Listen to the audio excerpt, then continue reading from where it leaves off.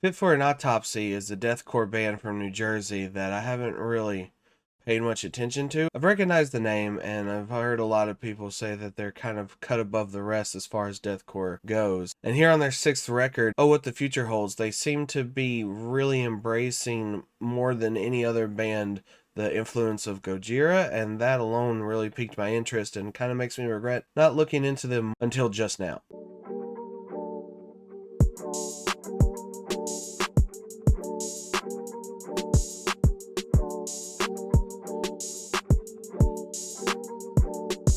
Oh What the Future Holds starts out pretty simple enough. It's got that cluster fucky feel of deathcore that I'm not super into. It's very blistering and abrasive, typical Black Dahlia murders type hammering and crunchy, sharp twisting momentum that just seems to like keep going and going with no real signs of stopping. And that's all well and fine. Deathcore has always been a little too flustery without really feeling like it had a lot of personality, but here it seems very focused and they actually know when to take a detour, when to pull back, and when to present their most aggressive and extreme screams and guitar measures and drum blasts. And Pandora for that is a solid opener, though it's exactly the best version of deathcore that I could think of, while still not being what I enjoy in metal in general and why I stay away from deathcore for the most part. And that's when we get Far From Heaven. Far From Heaven is just a Gojira song, but it's actually probably the best Gojira song in years. And I hate saying that because I'm very open-minded about where they're going after Amazonia, and I've come around to some parts of Magma, but not a lot. And I just miss that abrasiveness. And so the deathcore abrasiveness and the deathcore lunging, guttural, ripcord feeling that it provides has really put a shot in the arm of the old school versions of Gojira, like, Mars to Sirius or Way of All Flesh. You have some of that shrieking guitar that they're famous for, some of those vocal harmonies that they're even doing now that's not as interesting on Amazonia as I want them to be is really good here in Far From Heaven. And this is one of the best metal songs I've heard so far. It may be only 20 days in a year, but I think it's still important whenever you find one metal song that you know for sure out of the like 6 records you've heard is like metal song of the year so far. And Far From Heaven deserves that at the moment. It's kind of back and forth. Like every other song is very deathcore-ish of what I expect a deathcore band, even up to snuff as Fit for an Autopsy is proving to be. And then there's even heavier Gojira influence in every other song.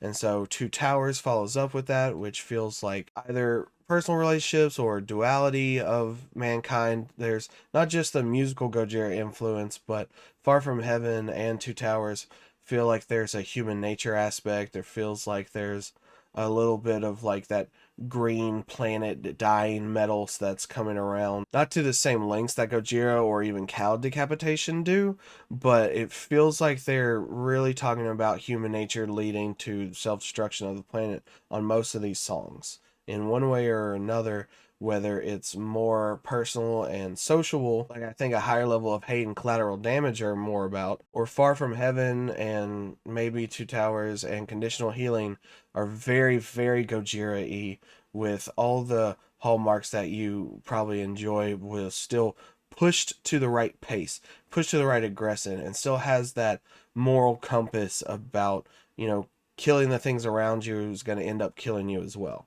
Finally, the longest song and the last song, The Man That I Was Not, is the perfect kind of mix of deathcore sensibilities and harmonies put together. This whole album's still very deathcore while still incorporating more nuanced and, quote unquote, mature stylings of death metal and progressive death metal and a little bit of tech death. And I'm really glad I didn't sleep on these guys. They've apparently always been heading this way. Their last 2 records have been hinting at some Gojira style, but not to this atmospheric, while still being very heavy and aggressive and that earthy, gritty, grimy deathcore-ness that people are used to, mixed with the earthiness and mellow contemplative form of Gojira's music. So yeah, flat out it's just deathcore Gojira, and that's amazing really, since they're kind of doing Gojira better than Gojira in a wild twist of events. Very huge, like, underdog upset, I think. And it's always great to hear a band that has always been doing a kind of niche or semi-obscene metal genre very well, and they're just incorporating certain progressive elements to make it better and better. And that's what they're doing here. So I'm going to give this an 8.25 out of 10, just because if they were just showing amazing potential before, and this is a culmination of that, then this is a crowning achievement. But I also have the sense that they might even do better next record. And I actually feel very comfortable comparing them to like Cattle Decapitation as far as like an extreme metal band that is taking a very niche metal genre and adding complexities and nuances to it to make it even better than they already were playing, the straightforward and blunt stuff. And now this whole setup is just really enjoyable, and it's a really good record to kick off the first month of the year. And that's it for this one. Really enjoyed it. Hope y'all did too. Opinions on the record's always welcome. I gotta start saying that at the end of videos, because I always actually want to hear what people think of the albums they listen to. And always, thanks for watching, listening, and have a good night.